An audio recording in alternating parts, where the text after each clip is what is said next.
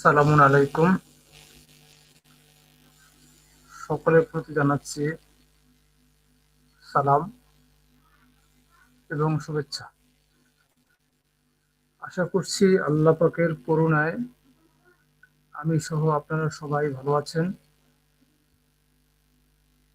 সৃষ্টিকর্তার গাইড নিয়ে আলোচনা করতে পারা এটা বড় সৌভাগ্যের বিষয়।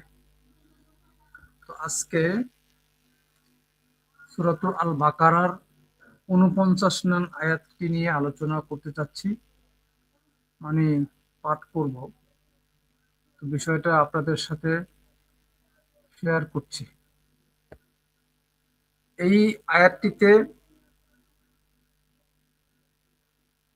একটা জালিম সম্প্রদায়ের থেকে একটা জাতিকে উদ্ধার করার বর্ণনা আল্লাহ পাক ফুটিয়ে তুলেছেন। তো সেই সম্প্রদায় হলো ফেরাউনের সম্প্রদায়। তো ফেরাউন আজ থেকে বহুত বছর আগে তিনি দুনিয়া থেকে বিদায় হয়ে গিয়েছেন, কিন্তু তিনি পৃথিবীতে বীজ বপন করে রেখে গিয়েছেন। অনুসারী সম্প্রদায় তিনি বানিয়ে রেখে গিয়েছেন। সেই অনুসারীরা কেয়ামত পর্যন্ত তাদের আদর্শ দ্বারা মানুষদেরকে জিম্মি করে রেখেছে। সাধারণ মানুষজন সেই আদর্শ ফলো করে অন্ধভাবে জীবনযাপন করে অনুসরণ করে চলছে। তো ফেরাউন এমন একটি সম্প্রদায়, আজকের এই পৃথিবীতে আমরা এইভাবে ভাবতে পারি, যেমন ইরান রাষ্ট্র বা সৌদি আরব। সৌদি আরব মূলত তাদের কিছু ওখানে ইনকামের সোর্স আছে, যেখানে হজ হয়, তারপরে বিভিন্নভাবে সেখানে ভ্রমণে যায়, সেখান থেকে একটা ভালো টাকা অর্জন তারা করতে পারে।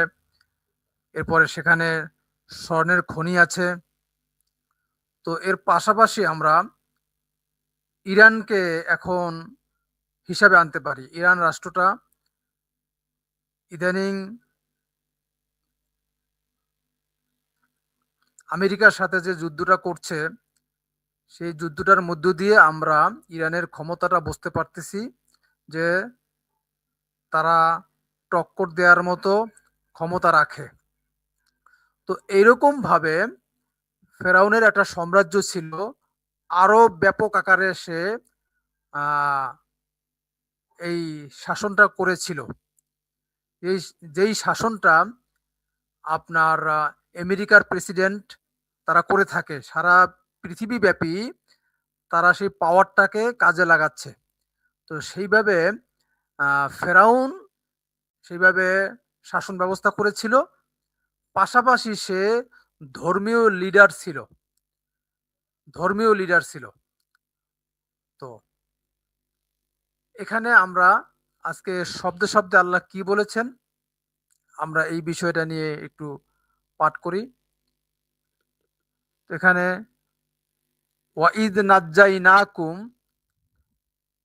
ওয়াইজ নাজ্জাইনাকুম, আর যখন আমরা রক্ষা করেছিলাম তোমাদেরকে, আর যখন আমরা তোমাদেরকে রক্ষা করেছিলাম, এইটি হলো মূল অর্থ।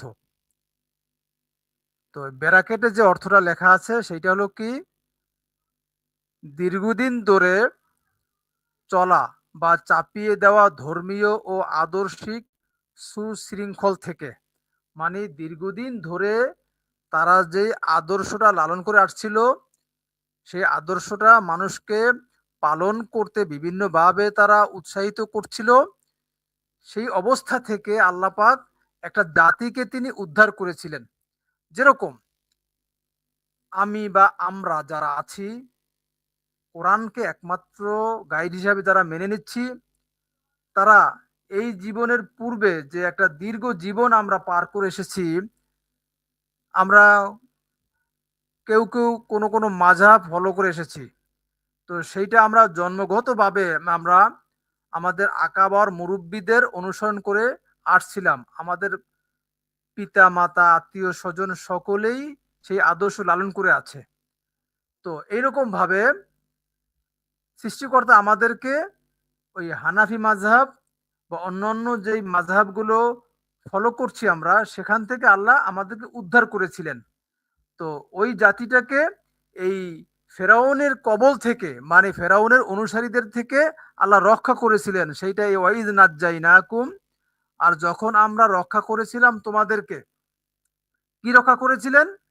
দীর্ঘদিন ধরে চলা বা চাপিয়ে দেওয়া ধর্মীয় ও আদর্শিক সুশৃঙ্খল থেকে, ধর্ম পালনকারী অবস্থা থেকে তিনি আমাদেরকে রক্ষা করেছিলেন।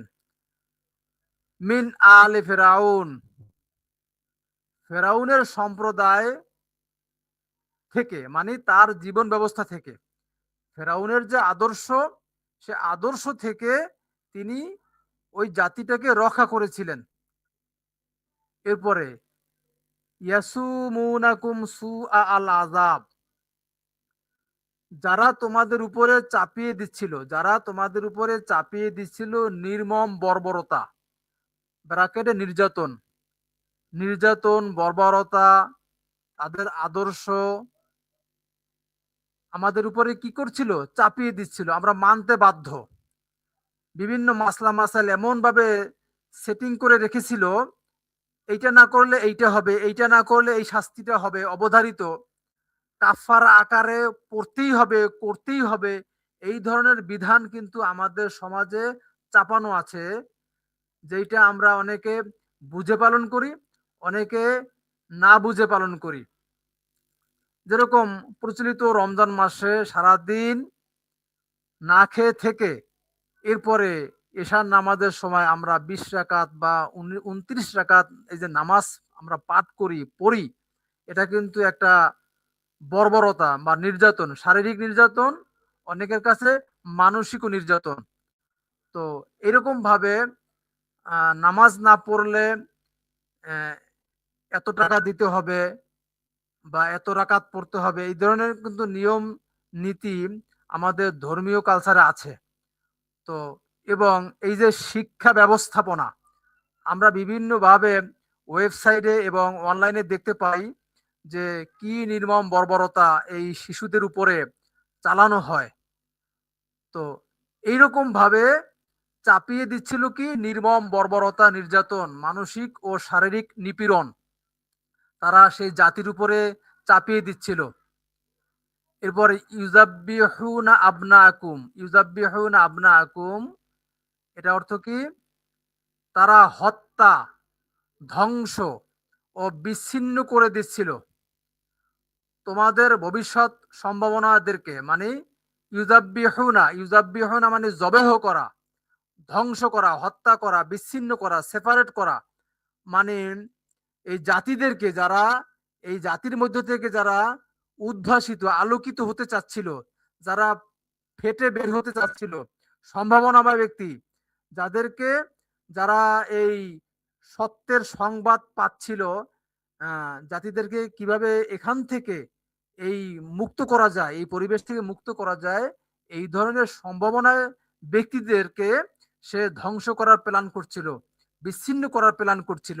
যেটা এখন এই ২০২৬ সালে এসে দেখা যায় যে যারা কোরআন প্রচার করে তাদেরকে হত্যার প্ল্যান, ধ্বংস করার প্ল্যান, তাদেরকে বিভিন্ন ট্যাগ দিয়ে মৌলবাদী বা আপনার আহলে কোরআন এই ধরনের ভাষা ব্যবহার করে তাদেরকে বিচ্ছিন্ন করার চেষ্টা করছে জাতি থেকে।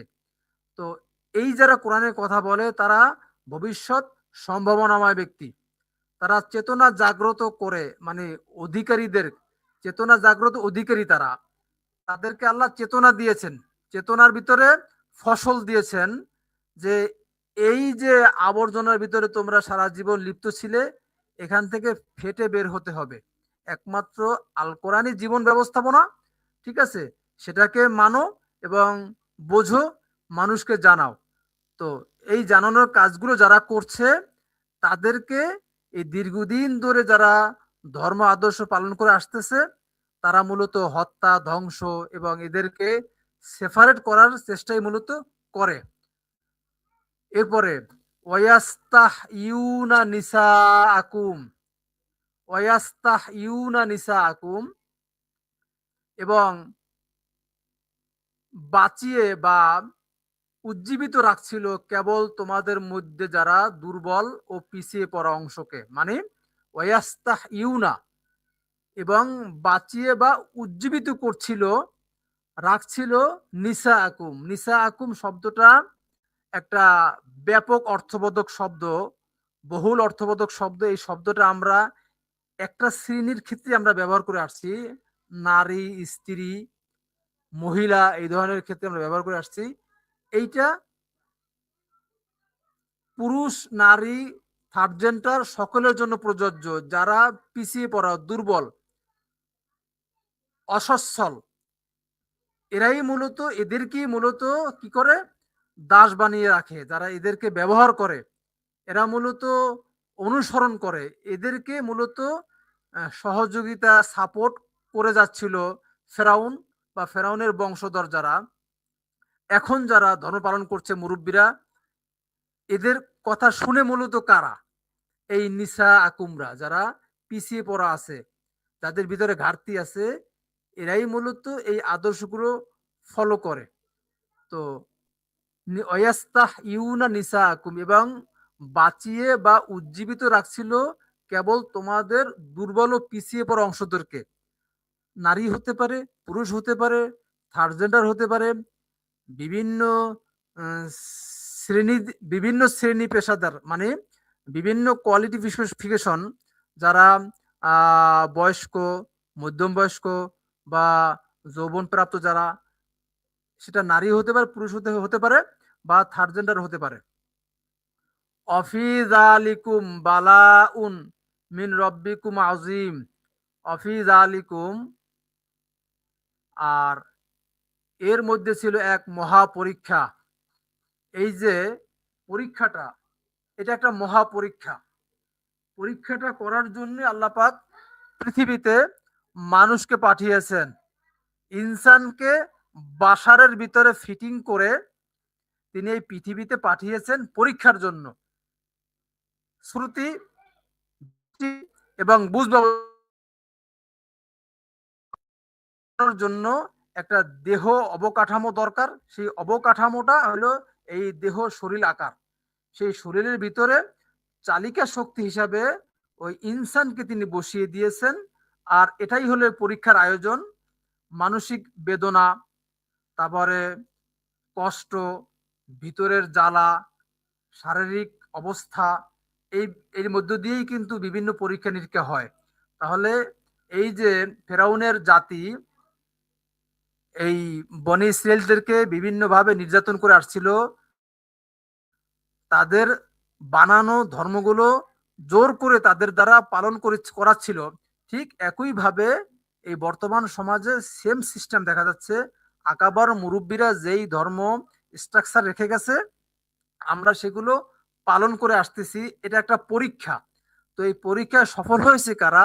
যাদেরকে আল্লাহ পাক চেতনাগত উপলব্ধি দান করেছেন, আত্ম উপলব্ধি, সংযম ও সামাজিক উত্তরণের পরীক্ষার মধ্য দিয়ে যারা পাশ করেছে, ঠিক আছে, তাদেরকে আল্লাহ পাক এই চেতনা জাগ্রত করেছেন। আর যারা এই পরীক্ষার মধ্যে আছে, তারা পরীক্ষা দিয়ে যাচ্ছেন। আর যাদেরকে আল্লাহ পাক উত্তরণ করেছেন, তারাও বিভিন্নভাবে পরীক্ষা দিয়ে যাচ্ছে। আর এই পরীক্ষাটা সৃষ্টিকর্তার পক্ষ থেকে। তাহলে এই আয়াত থেকে আমরা কি জানতে পারলাম? যে আর যখন আমরা রক্ষা করেছিলাম তোমাদেরকে দীর্ঘদিন ধরে চলা বা চাপিয়ে দেওয়া ধর্মীয় ও আদর্শিক সুশৃঙ্খল থেকে, ফেরাউনের সম্প্রদায় ও তার জীবন ব্যবস্থা থেকে, যারা তোমাদের উপর চাপিয়ে দিচ্ছিল নির্মম বর্বরতা, নির্যাতন ও মানসিক শারীরিক নিপীড়ন। তারা হত্যা, ধ্বংস ও বিচ্ছিন্ন করে দিচ্ছিল তোমাদের ভবিষ্যৎ সম্ভাবনাময় চেতনা জাগ্রত অধিকারীদেরকে, এবং বাঁচিয়ে বা উজ্জীবিত রাখছিল কেবল তোমাদের দুর্বল ও পিছিয়ে পড়া অংশকে, যাতে তারা দাসত্ব মেনে নেয় বা অনুসরণ করে এই ধরনের ব্যক্তিদের। আর এর মধ্যে ছিল এক মহা পরীক্ষা তোমাদের প্রতিপালকের পক্ষ থেকে। পরীক্ষাটা কেন? আত্ম উপলব্ধি, সংযম ও সামাজিক উত্তরণের পরীক্ষা। এই গণ্ডির মধ্যে তোমাকে রেখেছি, এই গণ্ডি থেকে বের হওয়ার চেষ্টা করা, এটাই হলো পরীক্ষা। তাহলে এই আয়াতটা দ্বারা আমরা জানতে পারলাম সৃষ্টিকর্তার বিষয়টা, যে তিনি আমাদেরকে পরীক্ষার মধ্যে রেখেছেন। সেই পরীক্ষাটা বনি ইসরায়েলদেরকে তিনি করেছেন। বনি ইসরায়েলরা দীর্ঘদিন ধরে পরীক্ষা দিয়েছেন। তো ফেরাউন যে এই অবকাঠামো রেখে গিয়েছেন, সেই অবকাঠামো এই কেয়ামত পর্যন্ত যুগে যুগে বাস্তবায়ন হতে চলেছে। তো সৃষ্টিকর্তার কাছে প্রার্থনা যে তিনি যেহেতু এখান থেকে আমাদেরকে উদ্ধার করেছেন, আমরা যেন তার গাইডকে, তার আদর্শকে ফলো করে চলতে পারি। সালামুন আলাইকুম। ধন্যবাদ সবাইকে মনোযোগ সহকারে শোনার জন্য।